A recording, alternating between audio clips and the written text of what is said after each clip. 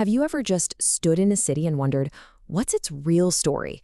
I mean, not the stuff you see on a postcard, but what really makes it tick, deep down?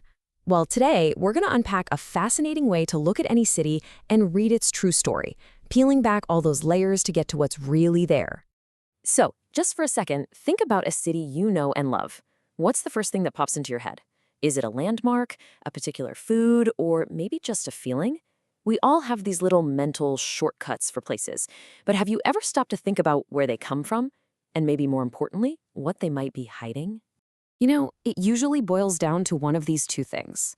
On the one hand, you've got the tourism label, that simple, catchy slogan made for brochures. But on the other hand, you've got something way deeper, something the source material calls compressed history. And that's the real stuff, the dense, messy, and totally authentic story of a place and its people. So in this explainer, we're going to go way beyond that simple tourism brand. We're going to dive into a framework that helps you understand the complex story that's always bubbling just beneath the surface. It's a whole new way to see a city. And it makes total sense why we do, right? Marketers have to sell a place with one clear, simple idea. You know, Paris is the city of love. New York is the city that never sleeps. These labels work, but man, they are also incredibly flattening. They're just the cover of a really, really thick book. So, how do we actually start reading that book? Well, the key, according to this idea, is to stop seeing cities as just brands and start seeing them as compressed history. It's a simple shift, but it changes everything. It takes us from just looking at the city's shiny surface to actually digging into its foundations. So, what exactly is compressed history? Think of it like this. Everything a city is today is a direct result of everything it has ever been through. It's kind of like the rings of a tree. Each ring tells a story, right? A good year, a bad drought, maybe a forest fire. A city's identity is just like that, a super dense collection of its entire life story, all packed together.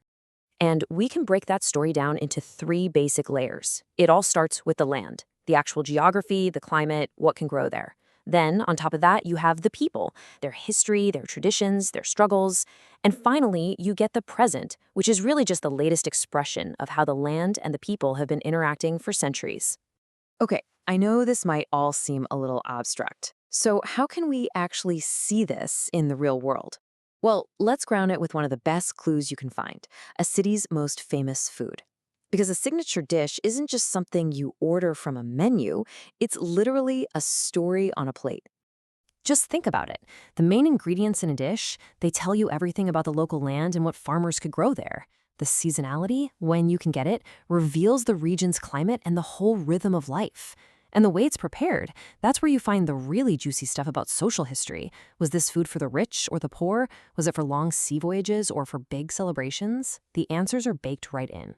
And this brings us to the final, and honestly, the most fascinating piece of this whole puzzle.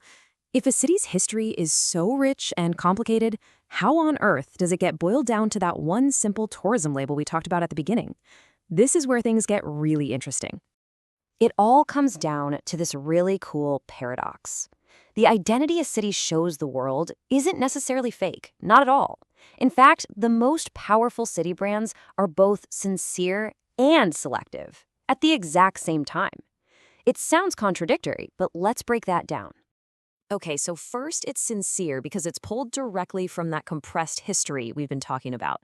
The best brands tap into a genuine truth about the place, its land, its people, its past. It has to feel real because at its very core, it is real. But, and this is the big but, it's also selective. A city has thousands of stories, right? A marketer has to pick just one of them. They have to find that single, clear note that can cut through all the noise and somehow represent the whole complicated place. It's a real story, but it's a carefully chosen story.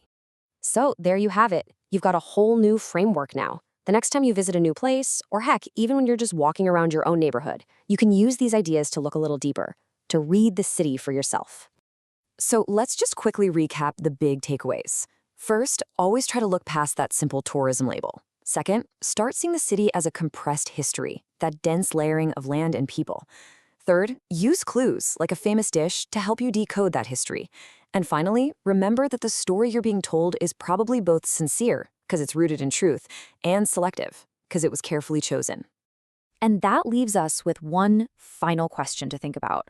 What about your city, the place where you live? If you had to take its entire compressed history, the land, the people, all the good and the bad, and distill it all down to one single clear note, what would that note be?